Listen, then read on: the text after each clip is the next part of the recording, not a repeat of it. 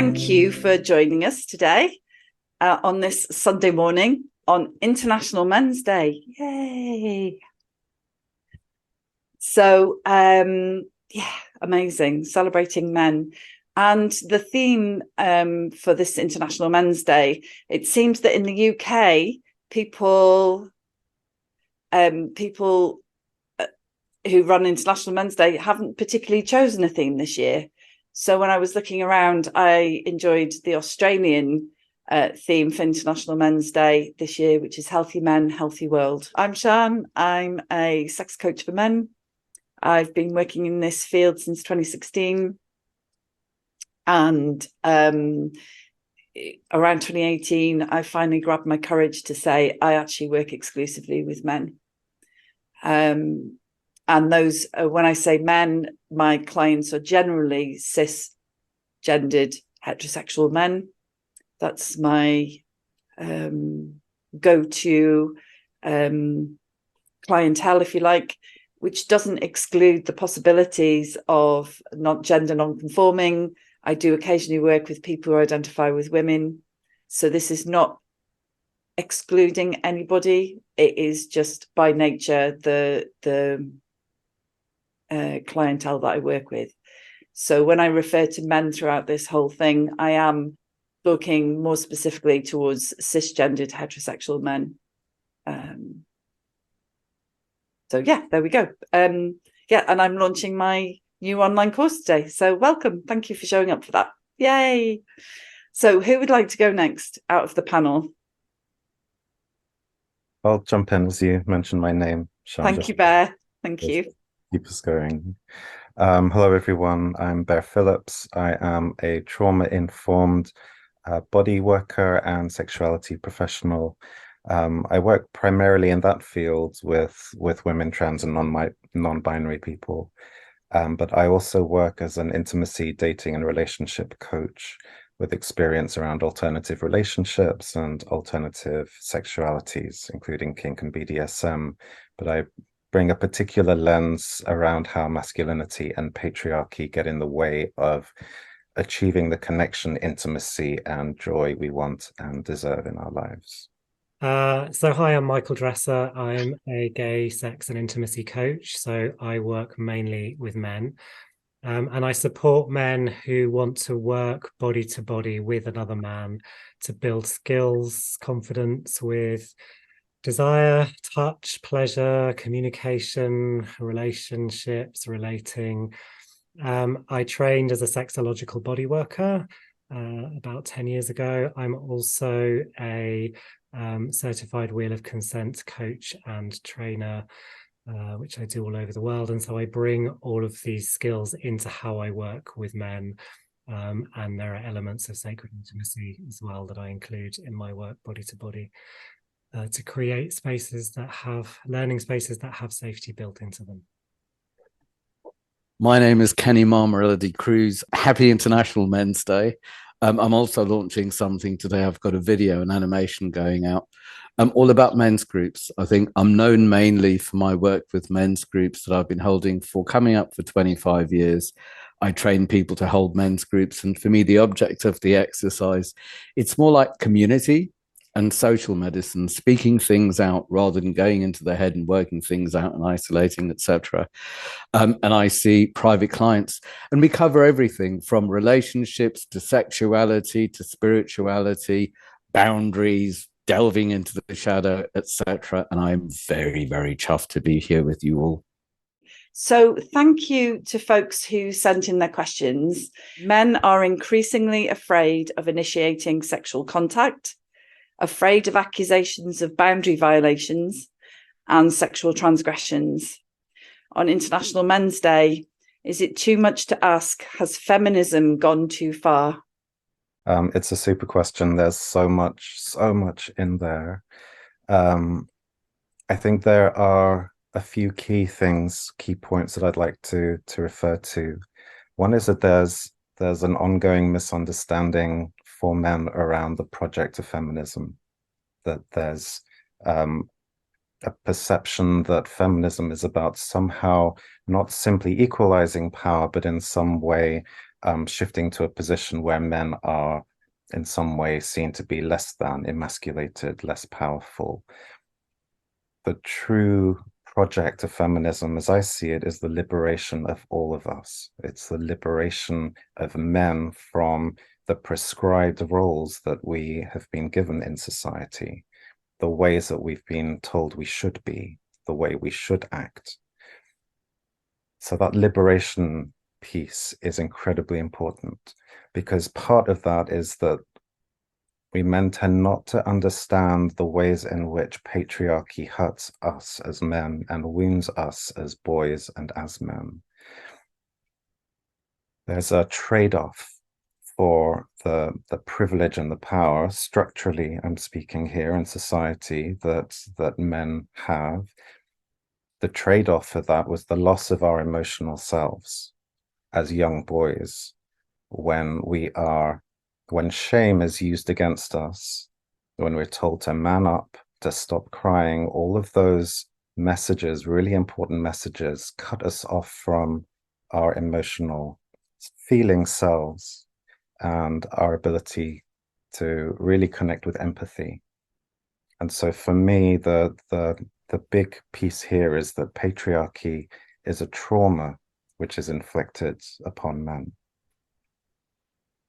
For me, pleasure is a portal to healing, and the work that I went through in my journey, which is what you offer, Sian, which is why it's so incredibly important, is that that's one way to reconnect with feeling, to reconnect with sensation, to come back to reclaiming our full and embodied selves. And from that place, we can meet each other as truly equals. We can connect with each other on all the levels, because we reclaim everything that was exiled from us as children. That's Thank you. Has feminism gone too far? I think it's only just getting going. Thank you, Kenny. For me, feminism is all about equality. So maybe this is about people's individual relationships to feminism. And I wanted to follow on, because I so agree that shame can control and cripple men and boys. And shame can be such a powerful parenting tool to break a child into good behavior. And I feel that so many men, consciously or unconsciously, life can be dedicated to staying out of trouble, to not being abandoned and not being humiliated. And wanting sex can be a very vulnerable thing. And it brings up, well, am I going to be abandoned while I'm wide open? Am I going to be humiliated and shamed? Am I going to be seen as some sort of a predator or needy? And also I wonder here, which part of a person might be initiating sex? Is it the lonely, isolated boy? Is it the horny boy that just needs to get his life back? And if I can engage in sex and it's that energy is kind of like out of me, then I can get on with my life. Is it the lover that wants to engage and explore and almost like pull me back if I'm overdoing it here, almost like seeking enlightenment through sexuality, opening up and experiencing life and really feeling and healing and enjoying? So which part is asking to engage in this way? And if it's a no, or humiliation or shame, then how will I take care of myself with this? Because it might be, and that's not wrong or bad. Thank you, Kenny. Michael. Yeah, I think for me, the interesting part of this question, as a gay guy who works mostly with gay men, I think the interesting part of this question for me is the piece around the fear of accusations of boundary violations and sexual transgressions, particularly with the work I do around consent as well. And I think there's often a different flavor when we're talking about men who interact with other men, which is a different flavor from men interacting with women. And obviously these are generalizations. But for me, I think one of the key pieces that comes into play here is what happens when we can't ask for what we want, when we've been disconnected from being able to give voice to our desires in a way that feels safe, which kind of alludes back to what Bear was talking about at the beginning, you know, when we've been disconnected from these crucial parts of ourselves and we don't feel like we have the capacity to ask for what we want, we quite often try and steal it. Or we take it without consent. And so I think for me, that's where this piece really comes into its own, is how can I help people as a practitioner and a coach? How can I help people? How can I help men specifically to build skills, to be able to notice what they want to begin with, and then to be able to ask for it and create agreements around getting what they want in a way that is consenting. Yeah, absolutely. Incredible work. And I would say that for me, there's a way of what I see most in my consulting room, if you like, is men who are afraid to ask for what they want and they don't have the tools for that. And often men are, because men and boys grow up this idea that men have to be strong, and they have to get what they want, they have to push their way through the world, and that they are potential perpetrators and that they should be hot and hard and horny the whole time. And if they're not, then there's something wrong with them.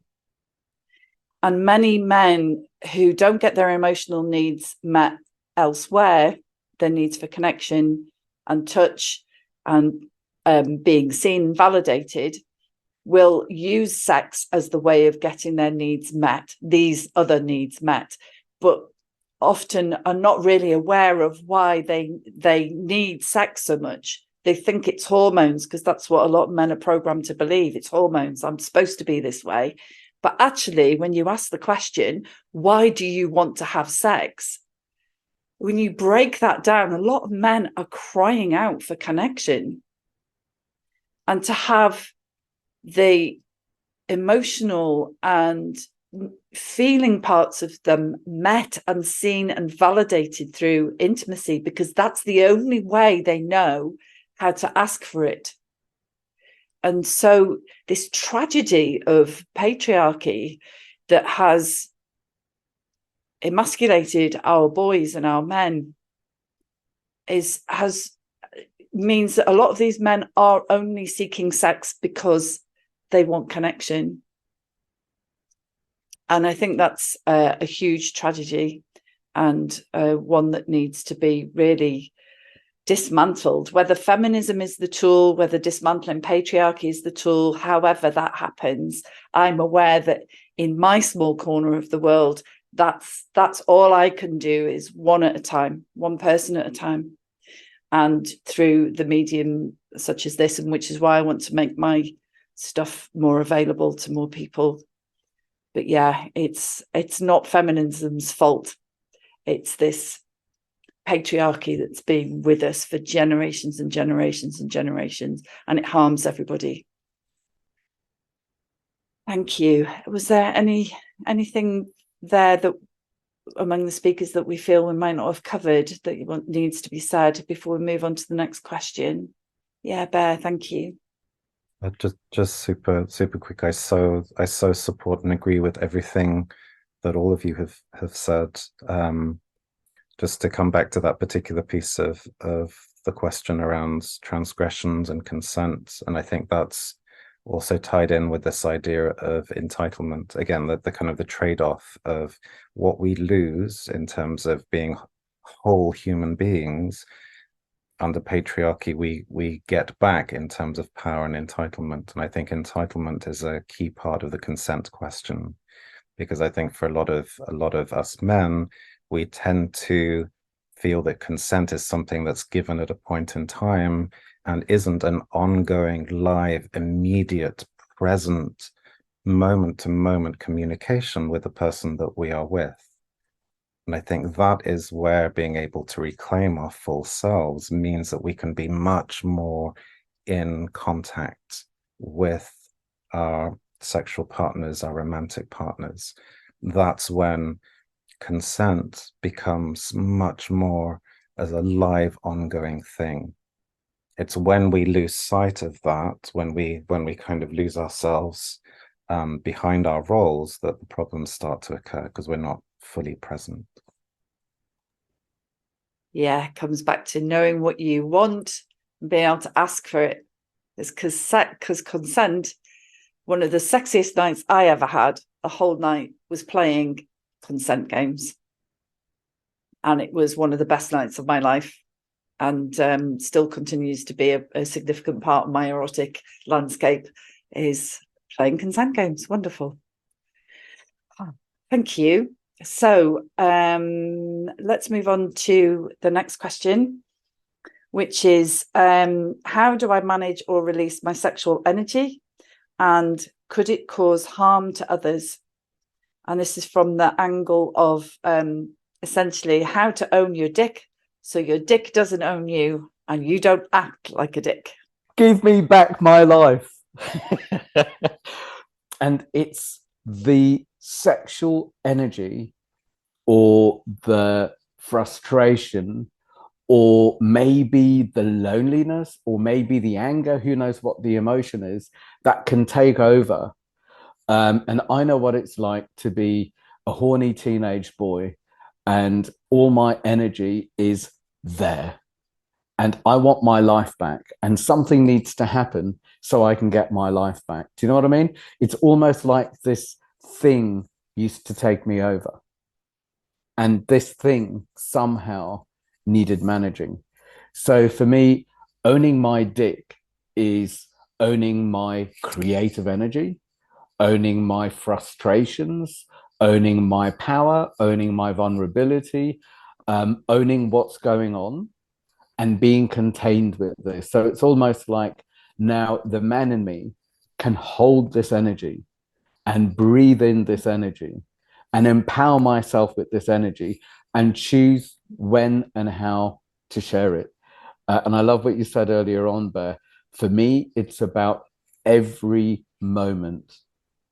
And the with consent is communicating in every moment rather than pretending it's not going on. I'm not there. Let's hope it, this embarrassing, vulnerable thing gets over, and let's not talk about it, and let's get it over and done with quick, because it's just what if she changes her mind, and all these paranoias and everything. It's like in the moment, being with myself, and if I'm with someone else, being with someone else, and consciously expressing myself or holding my creative energy and choosing how to wield the right words, how to share it. When I didn't, then I was taken over by this, and I just didn't know where to put myself or what to do or where to go. I remember once I had a t-shirt that said, owning a penis is like being chained to a madman. And I remember what that was like. It's not bad. It's part of life. And for me, it's part of learning to be a man and owning that energy and growing with that energy. So that's my bit. Yeah, thanks, Kenny. I think for me, the nub of this question comes back to this idea around getting clear about what my desires are, that kind of being taken over feeling, which I completely identify with, and I imagine many men here, many people here might identify with also. For me, is about desire. There's something I want in that, and so it's a question of me getting clear about what is that thing that I want. What do I want to receive that is for myself? And receiving might be going out and taking something for myself with consent. But it's about, what is the gift that I want? What is this part of me telling me that I want? And then the thing about receiving is that to do it consentingly, you have to do two things at once. You have to put your desires first, and you also have to stay responsible for the limits of the other person. So unless both of those things are happening, it's not consenting. And so for me, the way that I approach this idea of managing my sexual energy, which for me kind of means managing my desires, managing what I want, really comes down to, am I putting those first? Am I paying attention to them? Am I communicating them well enough to somebody else what I actually want? But then also, am I taking responsibility for the limits that the other person might have around that? And so those two pieces are kind of wedded together for me in this question. Yeah. Totally agree with what's been said. There's something so important about owning our sexual desire, fully owning it.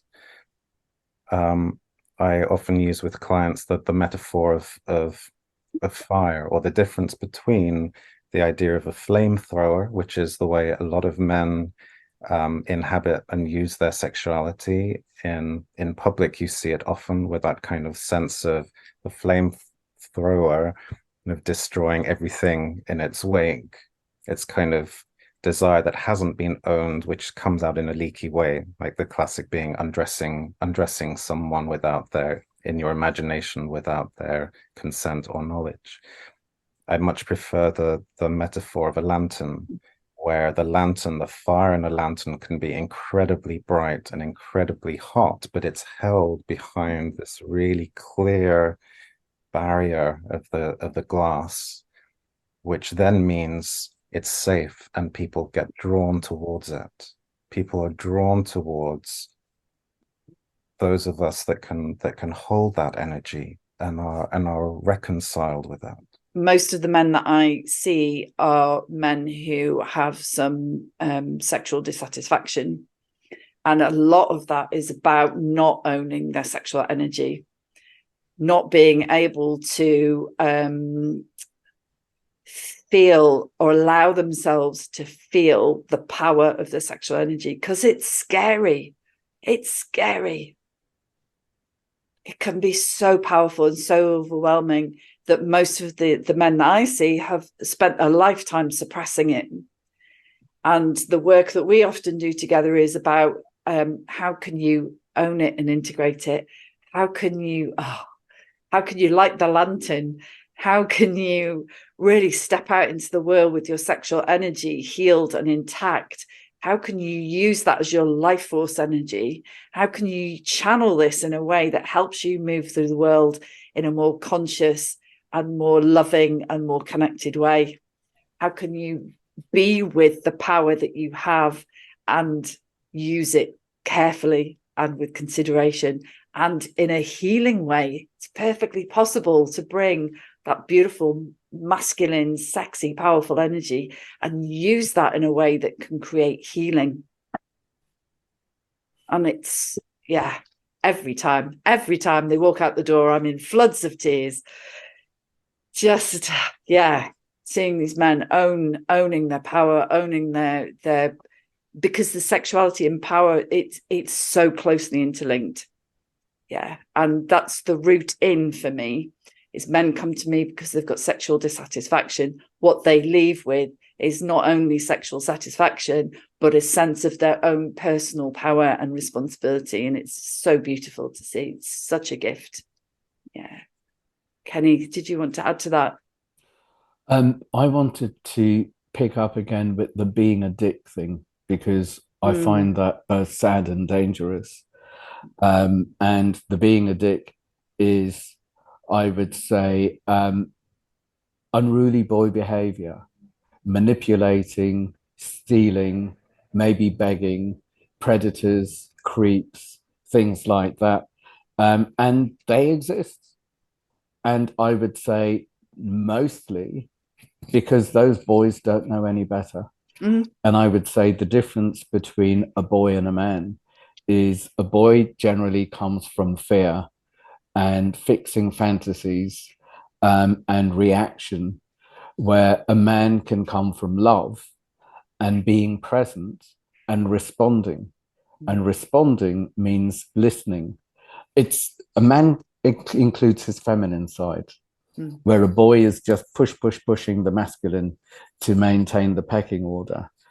And to be able to show up with vulnerability is powerful and I believe sexy. But to overpower or underpower or vamp or steal or trick or have to take drink, drugs or whatever it is in order to kind of show off rather than showing up, sadly, that's termed as being a dick. And I would say, I'm guessing that the work that we all do is to empower people so that doesn't have to happen. It's very easy to demonize these people. You know, for all I know, I was one of those people. Maybe all boys were, and it's part of growing up.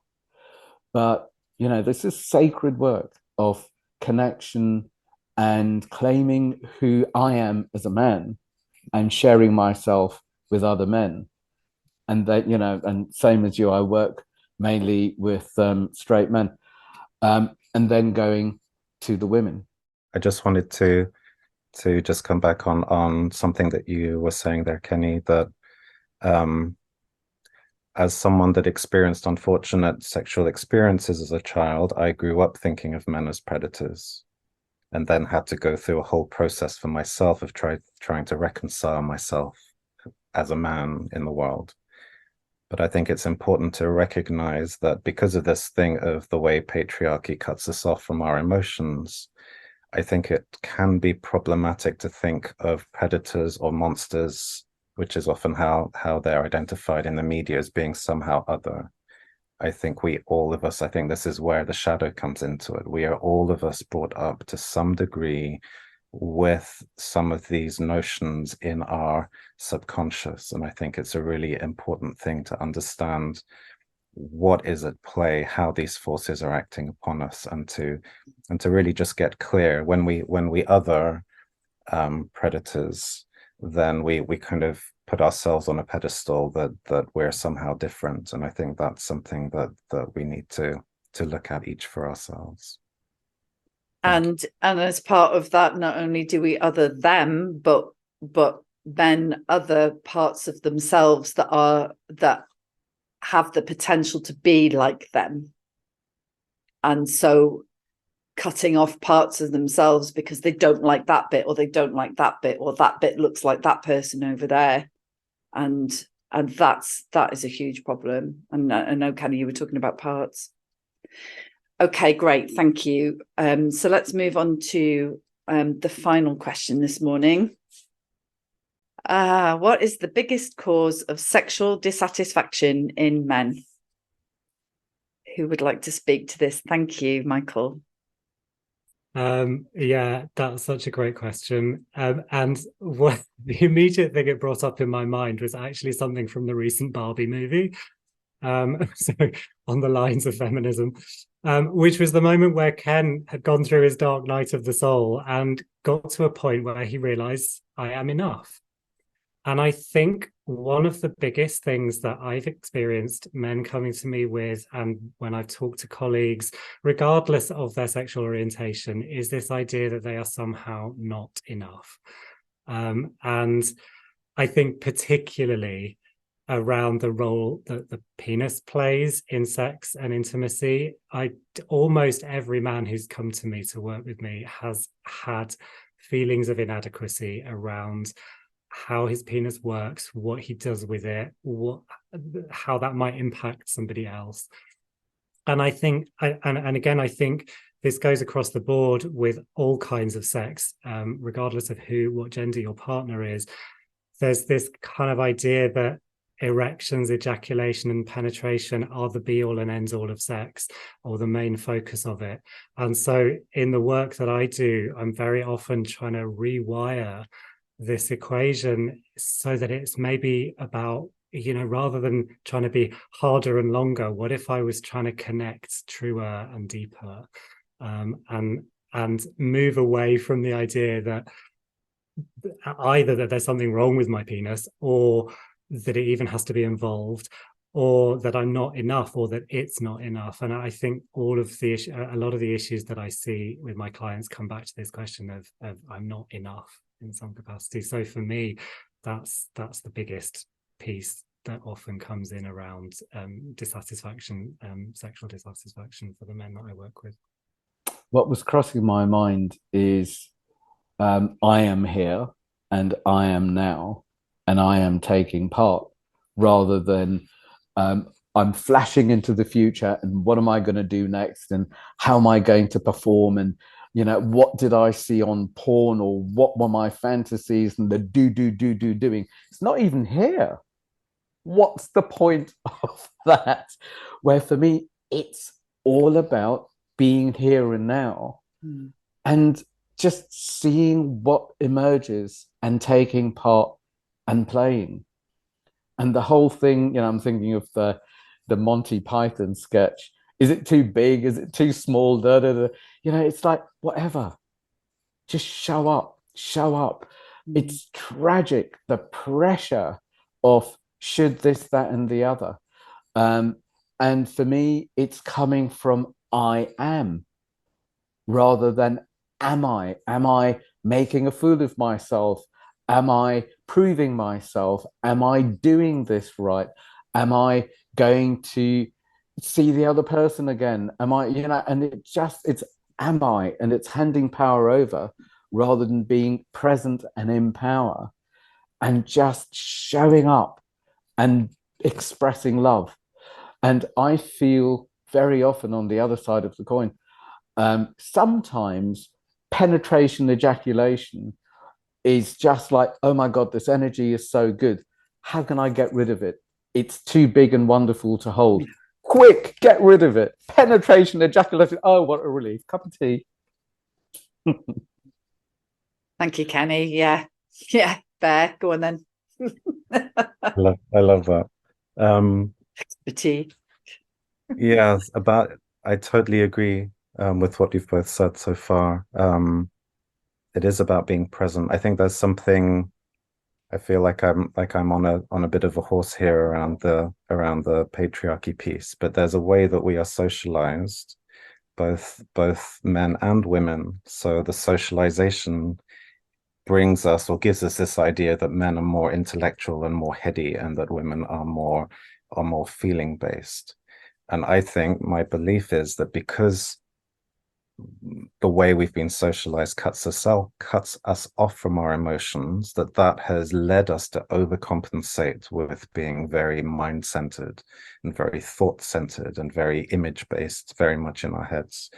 And I'm just reflecting on my own journey, which continues, where the more I can come out of my head and into my body, the more I can feel. And I'm still experiencing and discovering levels of pleasure that I did not know were possible through simply being in that present moment. So sexy. Absolutely. For me, the biggest sexual dissatisfaction coming from men, I could list them. There's premature ejaculation, delayed ejaculation, and so on and so on and so forth. But ultimately, the biggest cause of sexual dissatisfaction is disconnection from themselves. Again, for all the reasons that have been mentioned already, this socialization, the pressure, the discouragement from feeling who they are, the fear of being vulnerable, all of that disconnection takes men into shame, and shame that they're not stepping up into this role that they've seen on TV or on porn or, in men's health magazines and so on. And this feeling of not enoughness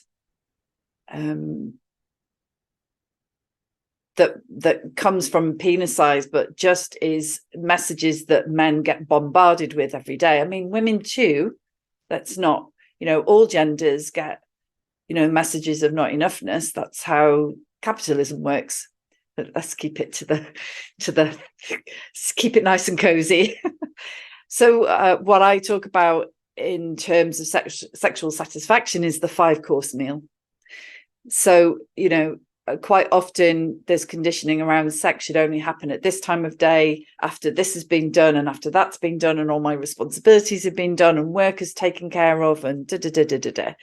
For me, the 5-course meal is making a date and then spending the run up to that date messaging your partner and her messaging back, or him messaging them messaging back, and that there being this building of a frisson. That's the first part of the meal. And then the starters is when you actually get together and you discharge the rest of the world. You just go, yeah, I've had a shit day of work. I'm going to talk about that for 5 minutes and then I'm going to close it down. And then I'm going to bring my presence to you. And what do you need to get rid of in order for you to be present with me? And that's the starter. And then we move into the main course, which is traditionally known as foreplay. Blast that myth apart. If you learn nothing else from this session today, foreplay is the main course. It is the main event. So get rid of the word foreplay and let's go with main course, because that's where the connection happens. You know, the deepening physical connection happens. And all of that beautiful touch, allowing your erection to ease, ebb and flow, allowing your arousal to ebb and flow, simmering, all of these kind of techniques about staying present and not allowing this urge to ejaculate to take over. And, you know, dessert could be penetration, but like all good meals, not everyone has to have a dessert, right? So taking the pressure off. And then cheese and biscuits, or what do they call those petit fours, the little chocolates that you get at the end of a meal sometimes with your coffee, you know, that's the aftercare. That should always be aftercare, should always be a cup of tea, Kenny. So yeah, the biggest cause of sexual dissatisfaction for me is men's disconnections from themselves and these expectations that they've got to live up to, that they feel they have to live up to. I'm just going to scroll through the chat just to see if there's anything. Okay, so there's questions around patriarchy. Would anybody like to offer, anyone on the panel like to offer their view of or description of patriarchy? I can have a quick go. Yeah. But for me, as I understand it, patriarchy goes back thousands of years and is fundamentally rooted in the notion of one group of humans being physically stronger than the other, and being able to enforce that strength in a way of being able to then claim certain things such as reproduction, reproductive rights, I was going to say, with a different framing. But that ability to embody power over a portion of society then became over time encapsulated in our laws, in our frameworks, in our societies, and with every generation that power over was then reinforced, which is why it has gone on for such a long time, and why so many think that it's natural. That's just the way it is. I don't believe that at all. There's a wonderful book called by Gerda Lerner, The Origins of Patriarchy, which looks right back to 4,000 years to how society used to function before this moment occurred, which also aligns with ownership of property. All of these ways which have underpinned our society came from that kind of moment of expressing power over another human being. Thank you. Yeah, and it doesn't do any of us any good. Let me just take you through to part of the reason why we're here. Yeah, it's International Men's Day, and I chose this day as the day to launch my sexual empowerment program online. So I just want to take you briefly through that. Welcome to the Sexual Empowerment Program. And we've got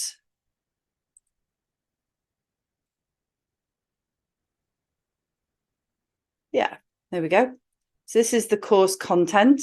I've been working with men one-to-one for 5 years on a version of the sexual empowerment program. And as I've done more training, as I've learned more things, as I've gained more experience, what I offer in terms of support for men experiencing sexual dissatisfaction has grown. But I don't think I realised, not even I realised until I started actually formalising this in order to get it online, just how expansive and deep that this work goes. Normally what I'm doing is I have a first fairly good structure, and then working with a man, and then I go, oh, okay, yeah, this tool would work for you, or this would really work for you, or this is the time to bring this in, those kind of bespoke moments. In formalizing that, I did not realize just how much that I actually cover. So that's just the introduction. Then we're going to stage 1, which is all about empowered self-pleasure sessions. So addressing some of the things that we've spoken about on the panel today. How can you be more connected to yourself? How can you be more in touch with your wants and desires? How can you manage this powerful energy that you've got in your hands? How can you bring that first and foremost for yourself? So this is stage 1, self-empowerment. And there are 6 modules with lots of stuff in it. Stage 2 is empowered connection with women. So this is where the techniques move from how can you bring your self-empowerment into connection with a woman. Again, mentioning that my clients are primarily cisgendered heterosexual men, so their partnerships generally tend to be with women. That's what they're looking to build. That's who they're looking to build connection with. So this is how can you bring all of that gorgeous stuff you discovered about yourself in stage 1 into being in an empowered connection with women. So some of this is around understanding mismatched desires, understanding your nervous system, self-regulation and co-regulation, how to create a space for intimacy, feelings and emotions, stuckness and flow, rupture and repair as a strength rather than being seen as something wrong. Why do you want sex, which we mentioned about earlier? Things like melting hugs, coming into platonic touch without the need to take it into sex, and so on. So play lots of beautiful games in this. And then in stage 3, it's then we bring the connection into deeper intimacy. So when clients are working directly with me, this is where the client and I will move into sexual partner surrogacy or sacred intimacy. So they work directly with me and practice bringing everything they've experienced in stage 1 and 2 into intimacy together. And we play more games. There's the 5 courses, switching foreplay for 5 courses that I mentioned just now. We talk about oral sex and staying in choice and timing and consent, slow sex, how to move inside, post-orgasmic bliss, and so on. It goes on. And we also cover some anal pleasure. For a lot of men, this is a taboo area, but it can be just as joyful as any other part of the body. So there's a lot there. Okay, we also talk about soft cock and erections and so on and stuff. We will be talking about menstruation, so men can help to understand menstruation and menopause, and exploring fantasies, and healthy male authority. Yes, great. That's the kind of contents. We use videos, and there's downloadable PDFs and lots of online content. So it's a really great integration of learning styles as well. So there's transcripts for all of the videos and the audio. So people who are not keen on watching videos can read the material. People who struggle to read can watch the videos. And so there's some accessibility stuff, and everything is subtitled. So I've made it as accessible as possible. So yeah, that course is online now. My website is online now, which is sianjohnson.com. What is important to me also is just to talk about the why. My dream is to see more men empowered in their healthy masculine. because when we have more men empowered in their healthy masculine energy, then we have more peace and more connection. And so my statement is, my vision is empowering men to embark on a profound journey of sexual transformation and mastery through heart-led, embodied and empowered sex coaching, making the world a healthier place, one body, one heart, one soul at a time. Thank you for being here today. It's been a pleasure, actually, to be here with you and for you to be here with us. I'm very grateful for your presence.